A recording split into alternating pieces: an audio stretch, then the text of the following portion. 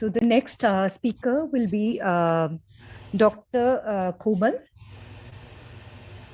And her paper is on study of corneal changes using confocal microscopy in tuberculosis and sarcoid uveitis. Dr. Komal, please. Yes, sir. Good morning, all of you. Can you hear me properly? Yeah. Yes, we can hear you. Yeah.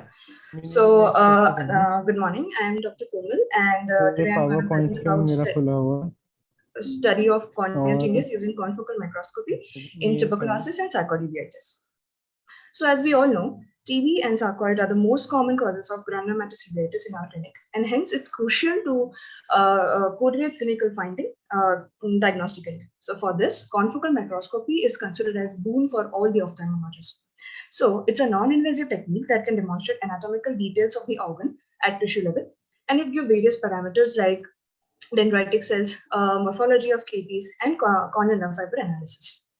So, study done by Wortman et al. Says that the morphological features of KP can change across the time, and hence it can be readily used to differentiate between infectious and non-infectious cases. Also, study done by Mahendra Vyas et al. Suggested typical features of central globular with dendritic pattern in infectious and stipple pattern in mostly non-infectious uveitis. Considering this, so the aim of our study was to analyze corneal changes in patients with ocular tuberculosis and sarcoid by using confocal microscopy and to correlate them clinically. So it was an observational case series of about 24 eyes of 14 patients, out of which 9 were TB and 5 were sarcoid. All underwent confocal microscopy at presentation and at 3 months. And parameters like corneal nerves, dendritic cells, and the KPs were studied at the presentation at the 3 month. So corneal nerve fiber analysis is done by using CC-metric analysis, which is a graphical interface which allows the user to manually identify and trace the corneal nerves, and also helps to identify various parameters like corneal nerve fiber density, branching density, nerve fiber length, nerve fiber width, total branching density, and nerve fiber area. And it also gives results in the form of images and figures. As you can clearly see, there is increase in the post-treatment values of all the parameters of the corneal nerves. Also, typical central globular and dendritic pattern of KPs were seen in tuberculosis, whereas a predominant globular pattern was seen in sarcoidosis, which was eventually turned into a pigmented clumps and stipple pattern in completely resolved cases. Also, the percentage of dendritic cell was decreased in the post-treatment period, and the phenotype were predominantly changed from immature to mature dendritic cells. Talking about a few case examples, there was the 65-year-old female came with a history of pain and redness since 1 month. She was presented with granulomatous KPs and AC cells with few vitreous cells, history of conjunctival nodules, and history of skin lesions 6 months back. On investigation, her ESR were raised with negative Montauk's and AC type were negative for NTB. Also, the viral genome was negative. On confocal microscopy, we found a typical globular pattern. Hence, she was started on topical steroids with tapering dose, and on pulmonologist consult, she was diagnosed with stage 3 sarcoid, and hence started on methotrexate 10 mg. She eventually resolved after 3 months, and then her KP changes from globular to stipple pattern. There was this another young lady of 18-year-old came with a history of blurring of vision with magnified KPs. Her markers were positive with negative viral genome. On confocal, she was diagnosed with, she presented with a central globular dendritic pattern, hence started on AKT, and eventually her morphology changes into pigmented pattern. So it was found that among 14 eyes with ocular TB, almost all eyes showed central globular pattern of TBs, while out of 8 eyes diagnosed with sarcoid, 5 showed infiltrative pattern, and rest of them show globular and stipple pattern of TBs.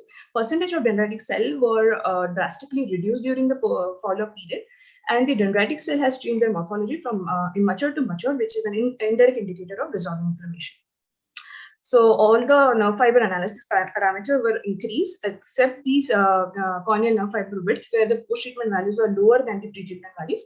Hence, increase in the post-treatment values of the nerve fiber analysis indicates sign of resolving. So to conclude, IVMC can be used in additional investigation for management of TB and sarcoid.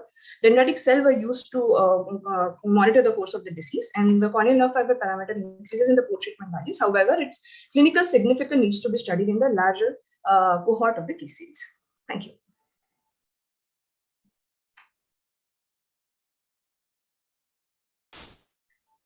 You have put on a 65-year-old female 10 milligram methotrexate. To my mind, it is a too small dose. Sorry, I couldn't hear you so properly. This is a 65-year one of the case which has a sarcoid you diagnosed, and 65-year-old patient you have put on the 10 milligram methotrexate, which I feel is quite small. Okay, so that was actually started by the pulmonologist, not by us. So I have a question. The finding which you have described about the tuberculosis is kind of, there is a fibrillary pattern along with the globular and in sarcoid. Why do you think this could be when you think both are similar diseases? What is your speculation on what could be the cause of this varied pattern? Okay, so I think, ma'am, tuberculosis is an infectious disease, whereas sarcoid is a non-infectious disease. That's a major differences in both of the pathologies. But yeah, we need a larger case series for the further evaluation. I have a question for you. A nice study, but who was doing the confocal microscopy, the histopathologist?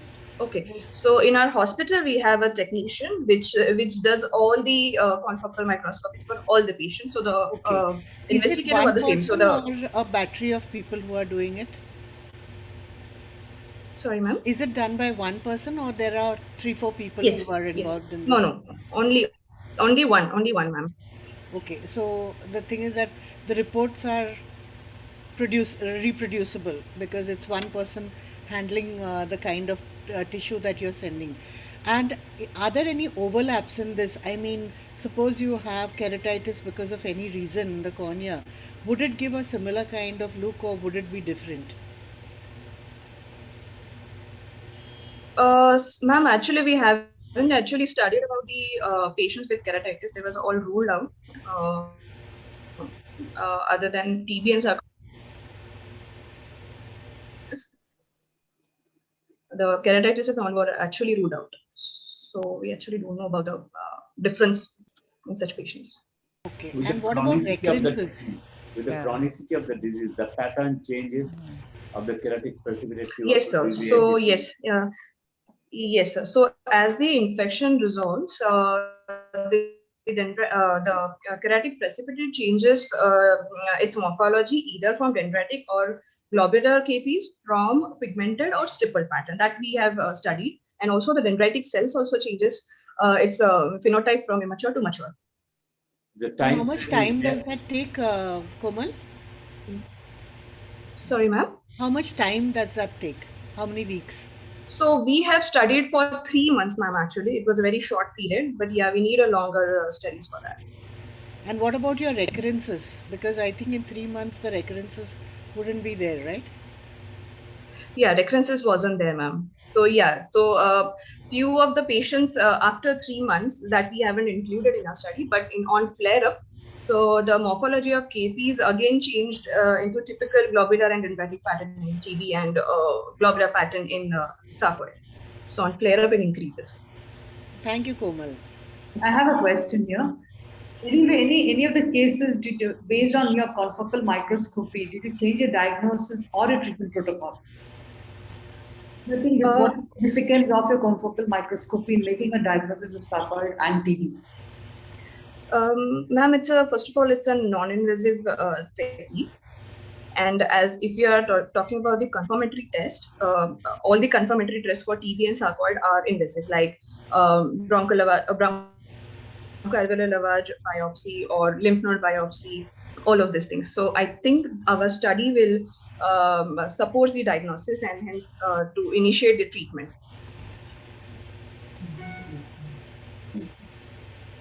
Oh, would it have predictive value in terms of treatment in diabetes and tuberculosis versus sarcoidosis terms? Sir, at right now in this shorter period, we can't actually tell. We obviously need a longer duration of study and the larger groups of study. So, yeah, that is.